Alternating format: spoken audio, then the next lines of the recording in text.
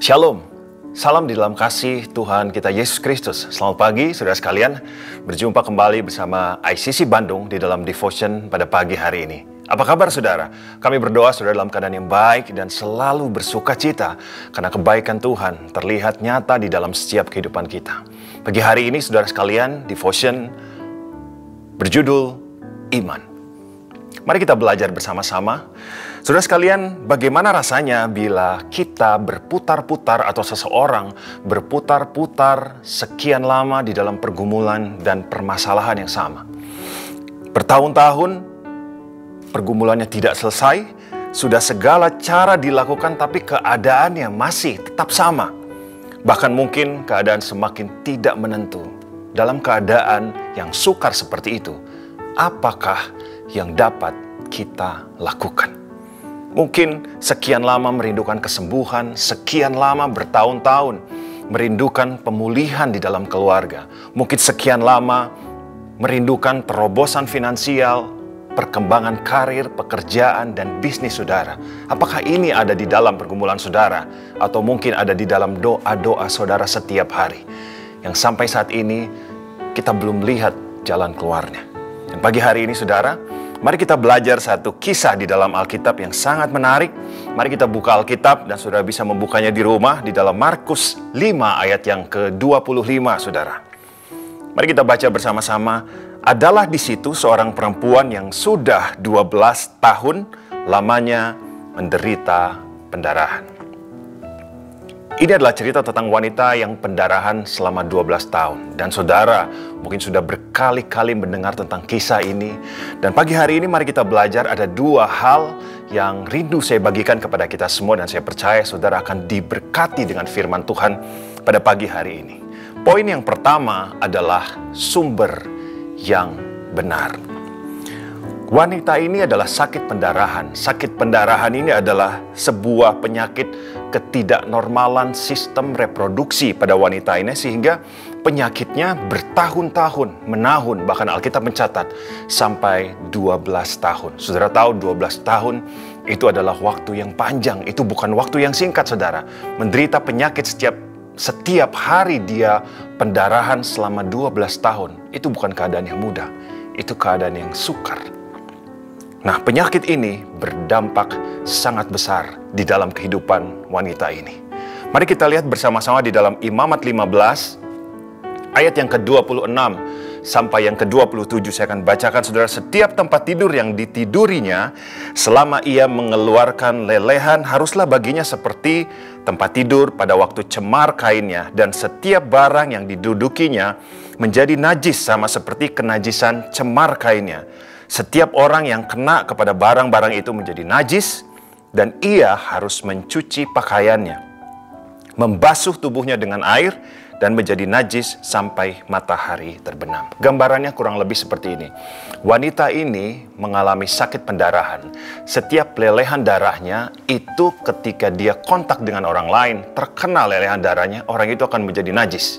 Ketika dia duduk di satu tempat dan orang lain duduk di tempat itu dan orang lain terkena lelehan darahnya, orang itu menjadi najis. Nah, penyakit ini benar-benar membuat hidupnya susah sekali. Kenapa?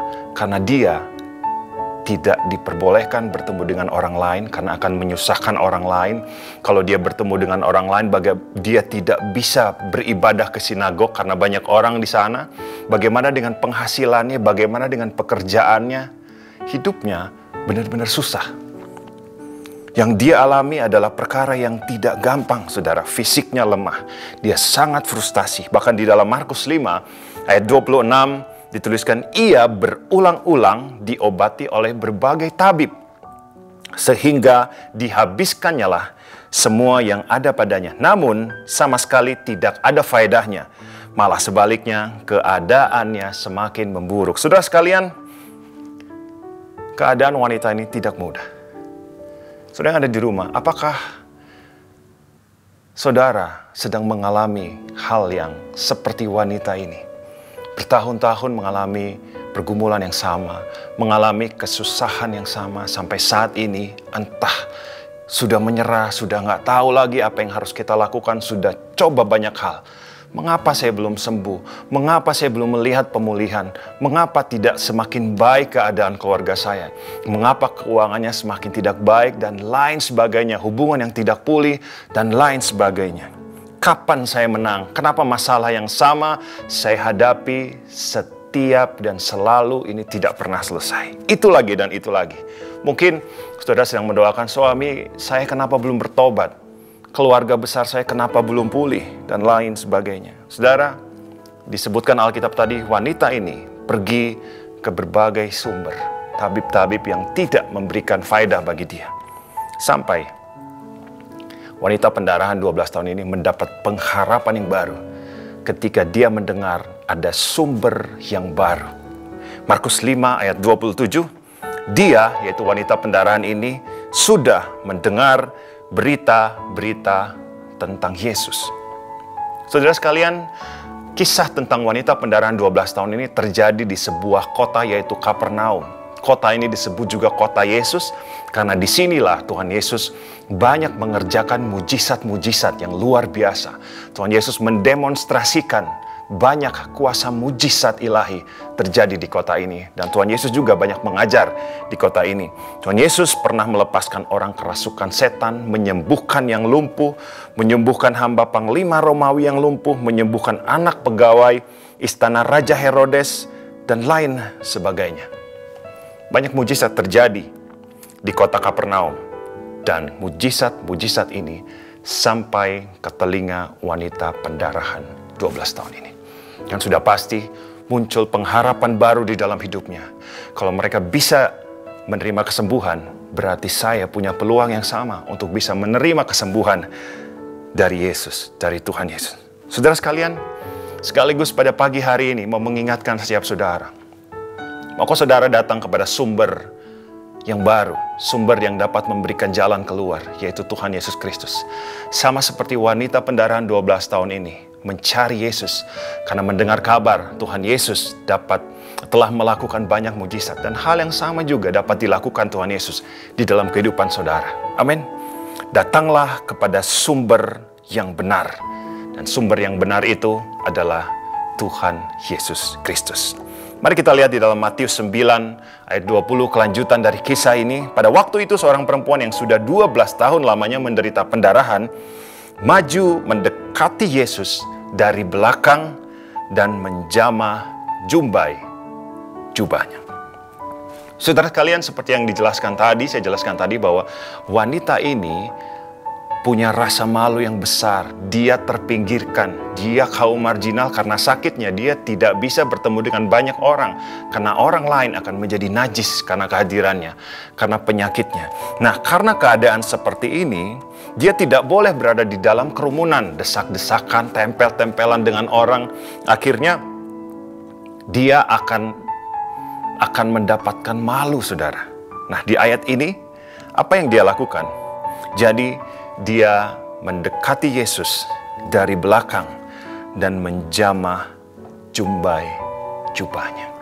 Mendekati Yesus dari belakang supaya dia tidak dari depan, hanya untuk dia mendekati Yesus dari belakang hanya untuk mendapatkan jubahnya. Tahukah saudara, jubah itu adalah bagian terluar dari jubah. Jadi jubah itu pada ujungnya ada seperti tali yang terurai, dan tali itu yang dipegang oleh wanita pendarahan 12 tahun ini. Dia bukan memeluk Yesus, dia bukan datang dari depan dan memeluk Yesus. Yang dia lakukan adalah datang dari belakang dan hanya menyentuh ujung dari jubahnya, yaitu jubahnya.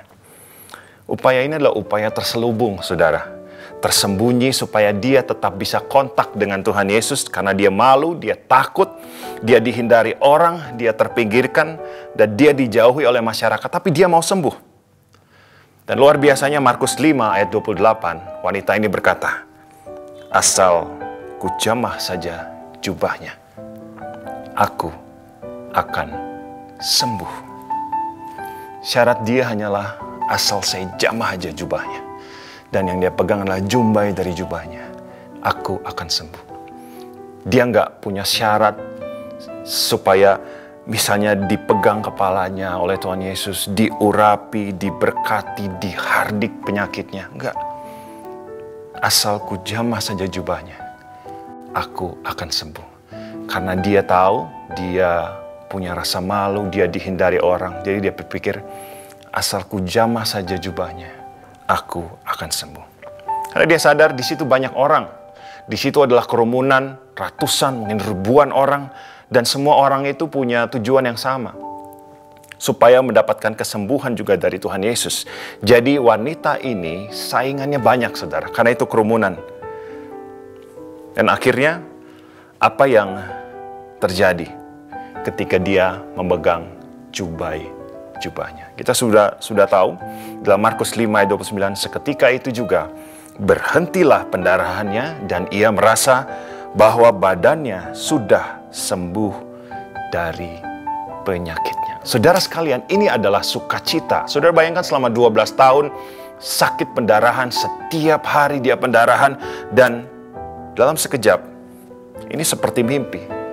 Penderitaannya hilang dan terbukti bahwa wanita pendarahan 12 tahun ini dia datang kepada sumber yang benar, yaitu Tuhan Yesus Kristus. Dia menjadi sembuh. Ceritanya selesai, dan apa yang wanita pendarahan 12 tahun ini mau, dia dapatkan. Saudara sekalian, sama seperti wanita pendarahan 12 tahun ini. Dia datang kepada sumber yang benar. Maukah saudara yang di rumah, dimanapun saudara berada, apakah bebanmu sedang berat hari ini? Maukah saudara datang kepada sumber yang benar, yaitu Tuhan Yesus Kristus. Dia Tuhan yang dapat mengerjakan mujizat yang luar biasa di dalam kehidupan saudara pada pagi hari ini. Apapun pergumulan saudara, apapun tantangan yang sedang saudara hadapi, datanglah kepada sumber yang benar, yang memberikan kepastian kepada saya dan saudara. Nah, saudara sekalian, wanita ini sembuh, tapi tahukah saudara bahwa dia memperoleh hal yang indah lainnya? Mari kita baca bersama-sama Markus 5 ayat 33 sampai 34. Perempuan itu yang menjadi takut dan gemetar ketika mengetahui apa yang telah terjadi atas dirinya, tampil dan tersungkur di depan Yesus dengan tulus, memberitahukan segala sesuatu kepadanya. Maka katanya kepada perempuan itu, "Hai anakku." Ketika Tuhan Yesus tahu bahwa yang menyentuh jumbai jubahnya adalah wanita pendarahan 12 tahun ini. Tahukah saudara yang sebutan yang dipakai Tuhan Yesus untuk menyebut wanita pendarahan 12 tahun ini adalah "Hai anakku." Mari kita garis bawahi kata "Hai anakku". Di dalam bahasa Inggris ditulis daughter, yaitu "Hai anak perempuanku". Di dalam bahasa Ibrani adalah togater. Artinya adalah diterima oleh Tuhan, bersukacita dalam pemeliharaan dan perlindungan Tuhan yang khas. Jadi ketika Tuhan Yesus tahu bahwa yang menjamah jubahnya adalah wanita pendarahan 12 tahun ini yang dihindari banyak orang, yang dijauhi banyak orang, yang terpinggirkan adalah dia, maka Tuhan Yesus memanggil dengan nama "Hai anak perempuanku", daughter. Tahukah saudara? Yesus memanggil wanita ini di hadapan kerumunan banyak orang. Di hadapan ratusan sampai ribuan orang yang ada di situ. Orang-orang ini yang menolak dia selama 12 tahun. Ketika Tuhan Yesus memanggil daughter, ini adalah arti yang sangat besar. Bukankah selama ini dia adalah buangan masyarakat? Tapi ketika Tuhan Yesus memanggil daughter, itu adalah penerimaan yang terjadi. Ada sebuah pengumuman di hadapan banyak orang. Fisiknya sembuh, dia sembuh dari pendarahan. Tetapi ada hal lain yang Tuhan pulihkan di dalam kehidupannya, yaitu terjadi penerimaan secara sosial. Ini adalah sebuah kelegaan buat wanita ini. Bayangkan beban yang berat terangkat selama 12 tahun. Penerimaan terjadi, terbayang langsung masa depannya semakin baik. Dia bisa bekerja, dia bisa berinteraksi dengan orang lain secara sosial, dia bisa bertemu dengan orang dengan bebas karena dia sudah tidak sakit lagi. Penolakan tidak ada lagi dan lain sebagainya. Hidupnya sungguh-sungguh baru. Dia sembuh penyakitnya dan di sisi lain dipulihkanlah nama baiknya, dipulihkanlah interaksi sosialnya, hidupnya berubah, saudara. Saudara sekalian, pada saat ini apa yang menjadi beban berat di dalam hidup kita? Janganlah takut, gemetar, janganlah khawatir akan masalah kita saat ini, karena Tuhan tahu bagaimana cara memulihkan kita dari ketakutan, rasa malu seperti wanita ini, penderitaan yang sangat lama 12 tahun, saudara. Tuhan pulihkan segala sesuatu. Oleh karena itu, mari datanglah kepada sumber yang benar. Mengapa sih kita harus datang kepada sumber yang benar?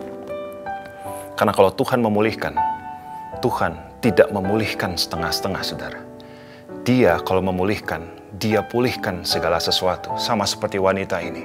Bukan hanya penyakit, bukan hanya fisiknya dipulihkan, tetapi penerimaan sosialnya juga dipulihkan oleh Tuhan. Bahkan awalnya wanita ini hanya mau, asal ku jamah saja jubahnya, aku akan sembuh. Dia bukan hanya sembuh secara fisik, tapi dia juga sembuh secara penerimaan sosial. Dia dapat lebih dari apa yang dia mau, karena dia datang kepada sumber yang benar. Saudara, maukah saudara datang kepada sumber yang benar? Tuhan Yesus sanggup memulihkan lebih dari apa yang kita mau. Dia sanggup memberikan lebih dari apa yang kita pikirkan. Ketika Tuhan memulihkan keluarga saudara, nanti saudara akan melihat Tuhan Yesus tidak memulihkan setengah-setengah. Dia akan pulihkan segala sesuatu. Ketika Tuhan memulihkan pekerjaanmu, dia tidak hanya memulihkan sedikit-sedikit, tapi dia akan pulihkan segala sesuatu. Ketika Tuhan Yesus memulihkan keuangan saudara, dia akan pulihkan segala sesuatu. Ingat, karena Tuhan Yesus adalah sumber yang benar, dia akan memulihkan segala sesuatu. Sama seperti kehidupan wanita pendarahan 12 tahun ini. Itu adalah hal yang pertama, saudara. Kemudian hal yang kedua, mari kita masuk ke hal yang kedua. Nah, saudara sekalian, dari sekian banyak orang yang berkerumun di kota Kapernaum, di mana ada Yesus di situ, dan ada wanita pendarahan 12 tahun itu, di situ pasti sangat banyak orang yang berkerumun, dan mereka datang dengan latar belakang penyakit yang beda-beda, yang lumpuh, yang buta, yang tuli, yang ada kecacatan fisik, dan lain sebagainya. Mereka semua mungkin ratusan dan ribuan orang, mereka punya kerinduan yang sama, yaitu sembuh. Dan mereka punya peluang yang sama untuk mendapatkan mujizat kesembuhan dari Tuhan Yesus. Sama halnya dengan wanita pendarahan 12 tahun. Tapi mari kita lihat ayat berikut, saudara. Markus 5 ayat 30. Ketika wanita pendarahan 12 tahun ini menjamah jubah Tuhan Yesus berbalik dan dia berkata seperti ini. Siapa yang menjamah jubahku? Saudara sekalian, Tuhan Yesus menyadari action dari wanita pendarahan 12 tahun ini yang memegang jubahnya. Bahkan murid-murid dari Tuhan Yesus tidak menyadari. Markus 5 ayat 31, murid-muridnya menjawab, engkau melihat bagaimana orang ini berdesak-desakan denganmu, dan engkau bertanya, siapa yang menjamah aku? Di situ memang orangnya sangat banyak. Tuhan Yesus bisa dipegang oleh banyak orang, disentuh oleh banyak orang, jubahnya bisa direbutan untuk berpegangan kepada Tuhan Yesus supaya mereka mendapat kesembuhan yang sama. Banyak tangan yang menyentuh dia. Tapi pertanyaannya, mengapa sentuhan wanita ini yang membuat Tuhan Yesus berpaling dan bertanya? Di antara sekian banyak yang bisa dan berhasil, sukses bisa menyentuh Tuhan Yesus, mengapa hanya wanita ini yang membuat Tuhan Yesus berpaling dan bertanya? Saudara sekalian, pagi hari ini, sekalipun saudara lemah, tertindas, tidak punya apa-apa, seperti orang yang tidak punya masa depan, sama seperti perempuan ini, tidak dipandang orang, dianggap remeh, miskin. Saudara, tahukah saudara bahwa Tuhan mengerti bebanmu? Tuhan mengerti kesukaranmu, Tuhan mengerti gelisah di dalam hatimu. Tuhan mengerti beban berat yang menindih hidup saudara. Dan Tuhan menyadari keberadaan kita. Kita tidak diabaikan oleh Tuhan Yesus. Sama seperti wanita pendarahan 12 tahun ini. Niatnya adalah diam-diam dia mau mujizat, tapi Tuhan tahu. Dan dia ketahuan, dia pikir gak akan ketahuan, tapi dia ketahuan, saudara. Dari sekian banyak orang di sana, mungkin dia bisa menyelinap, tapi Tuhan tahu. Justru melalui sentuhan dari wanita pendarahan ini, Tuhan Yesus berbalik dan bertanya. Justru kontak spesial dengan wanita pendarahan ini yang secara sembunyi-sembunyi dari sekian banyak orang yang tidak datang secara sembunyi-sembunyi, justru dari wanita pendarahan ini, Tuhan Yesus berbalik dan bertanya. Kenapa Tuhan Yesus nggak tanya orang yang lain? Di situ banyak orang yang ingin sembuh juga. Karena sentuhan dari wanita pendarahan ini adalah sentuhan iman, saudara. Itu hal yang kedua, sentuhan iman. Saudara, wanita ini datang kepada Tuhan, membawa imannya, membawa percayanya kepada Tuhan. Dia percaya asal ku jamah saja jubahnya, aku akan sembuh dan terjadi seperti apa yang dia mau. Saudara, bagaimana kalau melihat kehidupan dari wanita pendarahan 12 tahun ini datang kepada Yesus? Mari kita evaluasi secara pribadi. Bagaimana cara kita datang kepada Tuhan? Membawa doa, membawa harapan, membawa kerinduan, membawa cita-cita kita kepada Tuhan.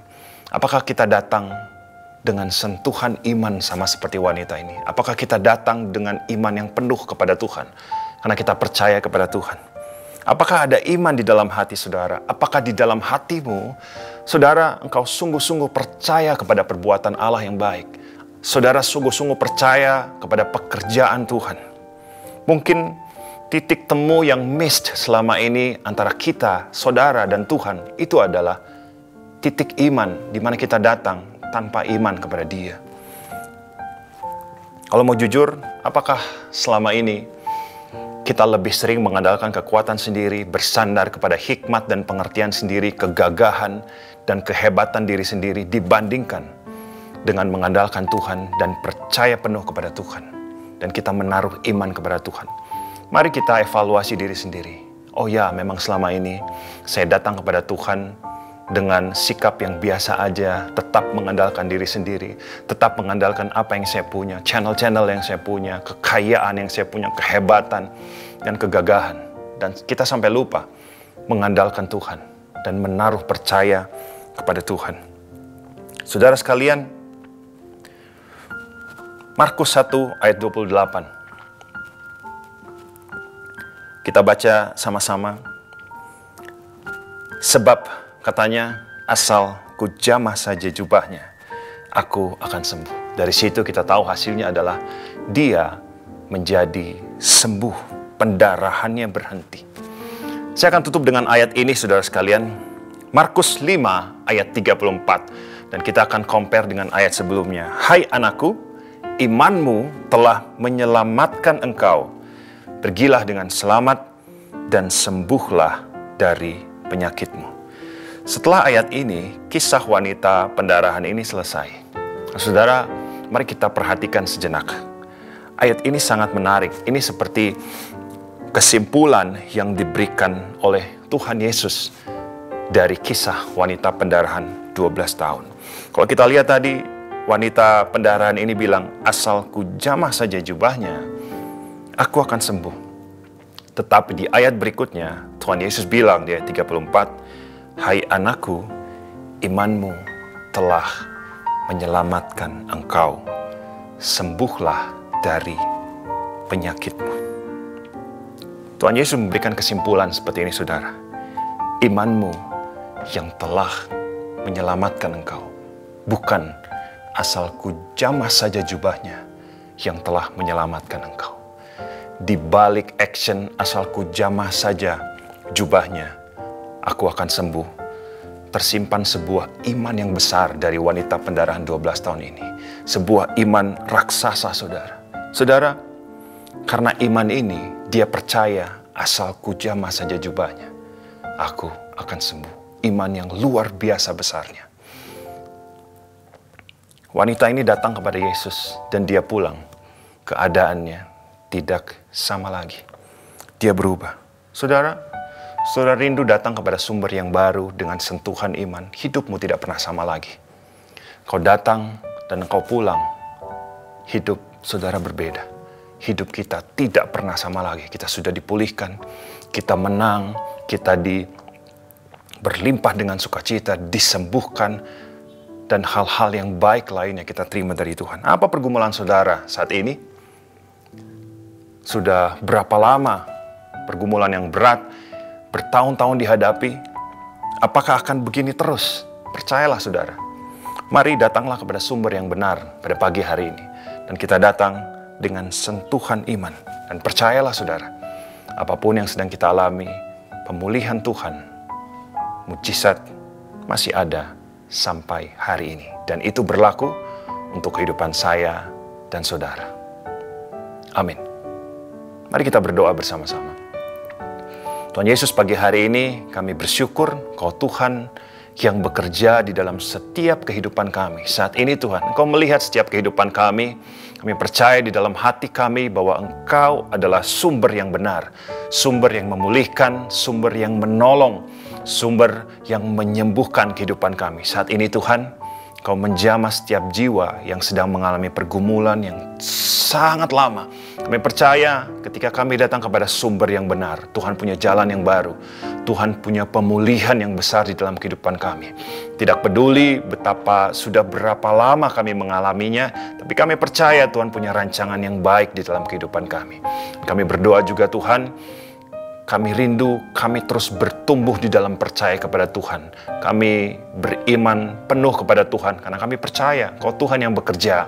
Kau Allah yang sanggup, Kau Tuhan yang tidak pernah berhenti berkarya di dalam kehidupan kami. Dan Kau adalah Tuhan yang baik.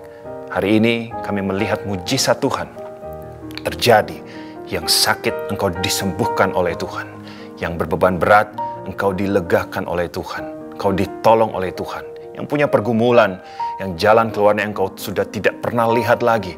Kau sudah menyerah, tapi pagi hari ini percayalah, Tuhan punya jalan keluar yang baru dalam kehidupan saudara. Percayalah kepada Tuhan dengan segenap hatimu, dan lihatlah, Tuhan akan bertindak dalam hidup kita. Terima kasih Tuhan Yesus, untuk pagi hari ini di dalam nama Yesus Kristus, kekasih jiwa kami. Semua yang percaya, mari sama-sama katakan, amin. Demikian devotion pagi hari ini saudara. Sampai jumpa devotion minggu depan. Tuhan Yesus memberkati.